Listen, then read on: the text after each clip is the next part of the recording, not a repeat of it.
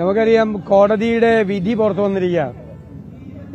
അതായത് ഗവൺമെന്റും ദേവസ്വം ബോർഡും എല്ലാം മറച്ചുവെക്കാൻ ശ്രമിച്ച ഒരു സംഭവം ഹൈക്കോടതി തന്നെ പുറത്തു കൊണ്ടുവന്നു.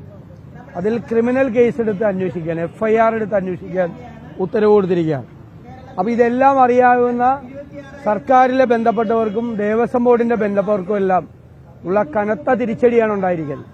മാത്രമല്ല ഇതെല്ലാം പരിശോധിച്ചതിന് ശേഷം, റിപ്പോർട്ടെല്ലാം പരിശോധിച്ച ശേഷം കോടതി പറഞ്ഞിരിക്കുന്നത് ഗുരുതരമായ സ്ഥിതിവിശേഷമാണ് എന്നുള്ള കണ്ടെത്തലിലാണ് കോടതി എത്തിച്ചേർന്നിരിക്കുന്നത്. അത്രയും ഗുരുതരമായ രീതിയിലാണ് ദ്വാരപാലക ശില്പത്തിൽ മാത്രമല്ല അവിടുത്തെ കഥകിലും കട്ടളപ്പടിയിലും വരെ കൃത്രിമം നടന്നു എന്നുള്ള പ്രാഥമികമായ കണ്ടെത്തലാണ് നടന്നിരിക്കുന്നത്. അയ്യപ്പന്റെ അവിടെയുള്ള ദ്വാരപാലക ശില്പം വേറെ മോൾഡുണ്ടാക്കി, വ്യാജ മോൾഡുണ്ടാക്കി ചെന്നൈയിലേക്ക് കൊടുത്തതും ഒറിജിനലായിട്ടുള്ള സംഭവം ആർക്കോ വിറ്റതുമാണ് ഇപ്പോൾ പുറത്തു വന്നിരിക്കുന്നത്.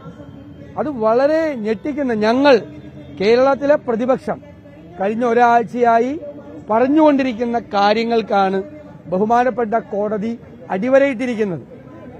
മാത്രമല്ല പ്രത്യേക അന്വേഷണ സംഘത്തോട് ഒരു കാരണവശാലും നിങ്ങൾ വേറെ ആർക്ക് റിപ്പോർട്ട് ചെയ്യരുത്, നിങ്ങൾ നേരിട്ട് കോടതിക്ക് റിപ്പോർട്ട് ചെയ്യണം എന്ന് പറഞ്ഞിരിക്കുന്നത് വളരെ ആശ്വാസകരമായ ഒരു കാര്യമാണ്.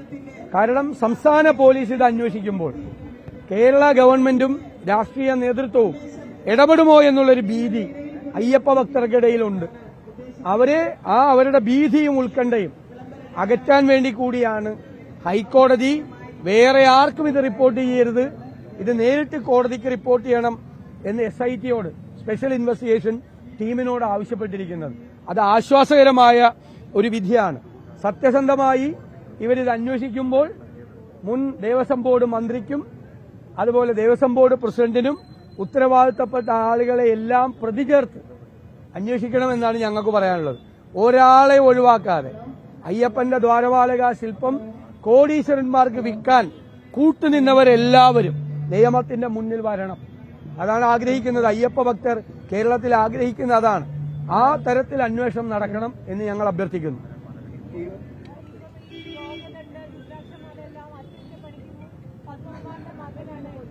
അത് യോഗദണ്ഡും രുദ്രാക്ഷമാലയും സ്വർണം ചേർക്കാൻ വേണ്ടിയിട്ട് കൊടുത്തിരുന്നത് ദേവസ്വം ബോർഡിന്റെ പ്രസിഡന്റിന്റെ മകന് തന്നെയാണ് കൊടുത്തിരിക്കുന്നത്.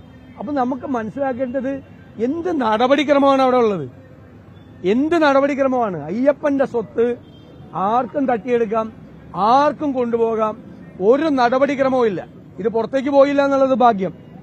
പുറത്തേക്ക് പോയില്ല എങ്കിലും ദേവസ്വം ബോർഡിന്റെ പ്രസിഡന്റിന്റെ മകനെ ഇത് ഏൽപ്പിക്കാനുള്ള എന്ത് നടപടിക്രമമാണ്.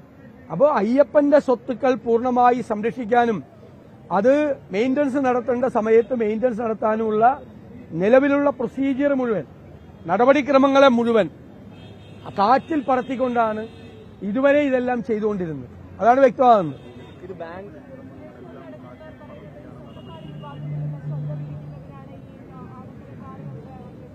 അദ്ദേഹം അത് തിരിച്ചറിഞ്ഞതിന് അദ്ദേഹത്തെ ഞാൻ അഭിനന്ദിക്കുകയാണ്. കാരണം സാധാരണ കേന്ദ്ര ഗവൺമെന്റ് ഒരു പ്രതിസന്ധിയിലെത്തുമ്പോഴാണ് ED അന്വേഷണം കൊണ്ട് ഇറങ്ങുന്നത്. ഇത് കേരള ഗവൺമെന്റ് ഒരു പ്രതിസന്ധിയിലെത്തിയപ്പോഴാണ് ED അന്വേഷണം കൊണ്ട് ഇറക്കിയത്.